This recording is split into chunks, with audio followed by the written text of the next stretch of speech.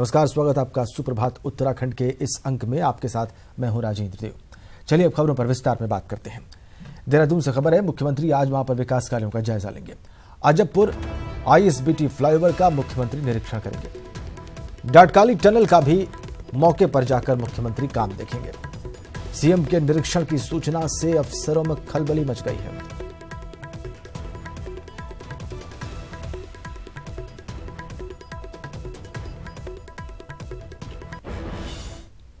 अगली खबर भी देहरादून से ही है। निकाय चुनाव की तैयारी पर आज बैठक होगी। भारतीय जनता पार्टी महानगर मंडल अध्यक्षों की मुख्यमंत्री बैठक लेंगे। कैंप ऑफिस पर आज शाम 4:30 बजे बैठक होगी। निकाय चुनाव समेत कई मुद्दों पर मुख्यमंत्री बातचीत करेंगे।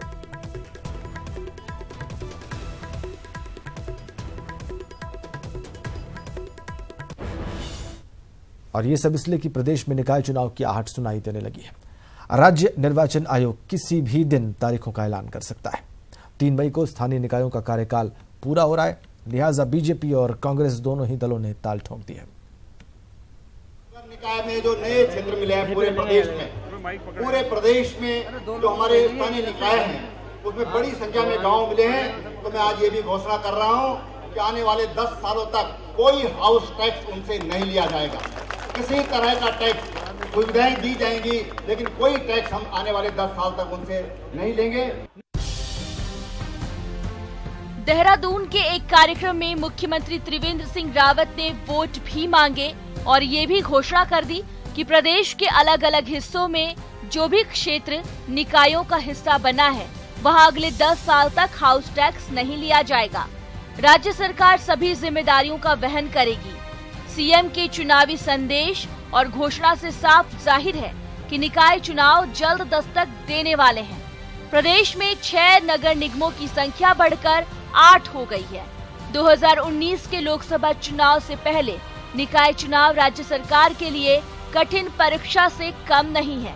लिहाजा सरकार ने बजट में भी 1500 करोड़ की धनराशि का प्रावधान कर दिया है और मुख्यमंत्री कह रहे हैं कि अगले 10 साल तक नए शामिल क्षेत्र के लोगों से टैक्स नहीं लिया जाएगा। जो 1500 करोड़ रुपया इस बार हमने स्थानीय निकायों के लिए बजट का अलग से प्रावधान किया है, क्योंकि हमारे निकायों का विस्तार हम लोगों ने किया है। 10 साल के लिए ये जो जितने भी नया हिस्सा जो स्थानीय निकायों में जुड़ेगा, 10 सालों को से हाउस टैक्स से मुक्त रखा जाएगा। तमाम जो जिम्मेदारियां होंगी वो सरकार उसकी जिम्मेदारी अपने ऊपर ले रही है।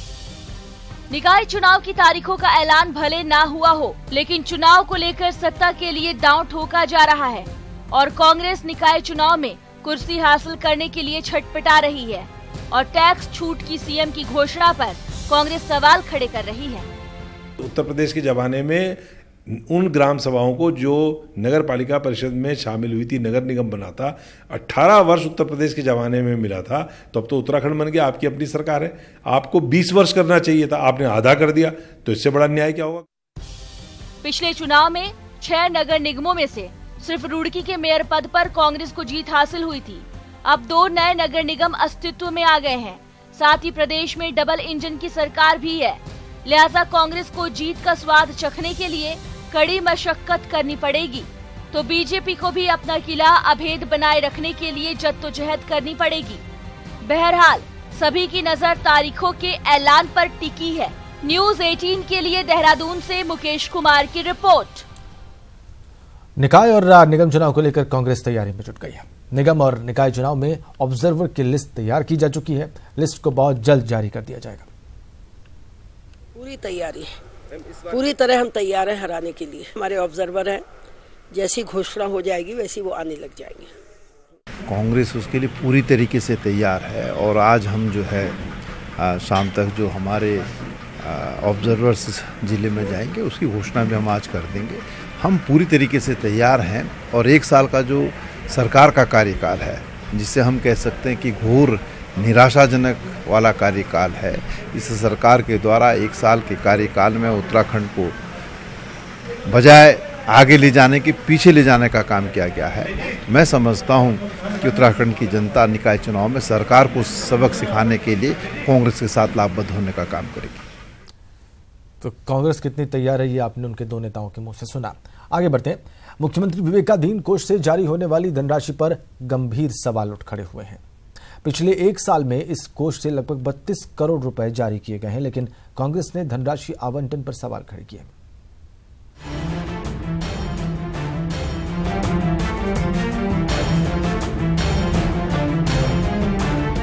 त्रिवेंद्र सरकार के खर्चे उसके जी का जंजाल बन गए हैं। आरटीआई के तहत मांगी गई जानकारी से जो जानकारी मिली है उससे कांग्रेसियों की भौहें तन गई हैं, क्योंकि भाजपा विधायकों की संस्तुति पर तो खजाना खोल दिया गया, लेकिन कांग्रेसी विधायकों के लिए इस मद से पैसा देने में सरकार ने कंजूसी दिखा दी। मैं बानगी के तौर पर आपको बताना चाहूंगी, हरीश धामी जी के क्षेत्र में 1,000 रुपया भी रिलीज नहीं किया गया है। करण मेहरा जी के क्षेत्र में 15 से 20,000 रुपया रिलीज हुआ है। मनोज रावत जी के वहां 25,000 रुपया रिलीज हुआ है। और वहीं दूसरी तरफ अगर आप भाजपा के विधायकों के क्षेत्र में देखें तो गरीब लोगों के इलाज के लिए उनको 50 लाख, 52 लाख, 42 लाख इतना पैसा रिलीज हुआ है। तो क्या आप बीमारों में भी डिफरेंशिएट करते हैं? सीएम विवेकाधीन कोष से ज्यादातर असहाय और गंभीर मरीजों के लिए पैसे जारी किए जाते हैं। आइए जानते हैं इस मद में आवंटित पैसे में कैसे और कितना अंतर है।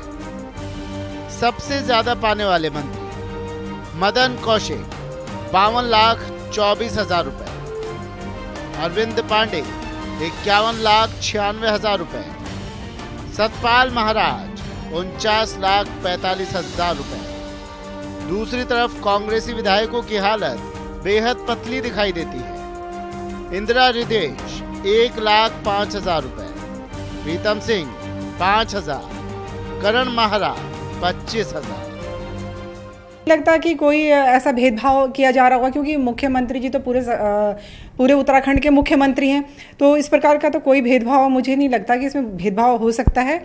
और किस मद में कितना दिया जाना है, क्योंकि बीमारियां भी अलग तरह की हैं। क्योंकि अभी हमने एक नियम निकाला है कि जो अस्पताल में जिनका इलाज हो रहा है कि वो मेडिकल के आधार पर उनको वहीं दे दिया जाएगा। तो मुझे नहीं लगता कि इसमें किसी प्रकार का कोई भेदभाव किया जा रहा है। इस मामले को लेकर भाजपा चाहे जो सफाई दे, लेकिन सवाल तो उठ ही खड़ा हुआ है।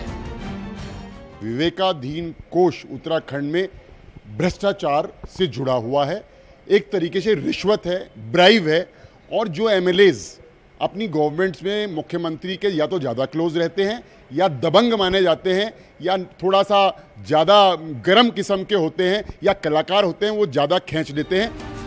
पहले सीएम कार्यालय में चाय पानी का खर्चा, फिर गैरसैंण में विधानसभा सत्र चलाने का बेतहाशा खर्चा, और अब सीएम विवेकाधीन कोष के आवंटन की चर्चा है।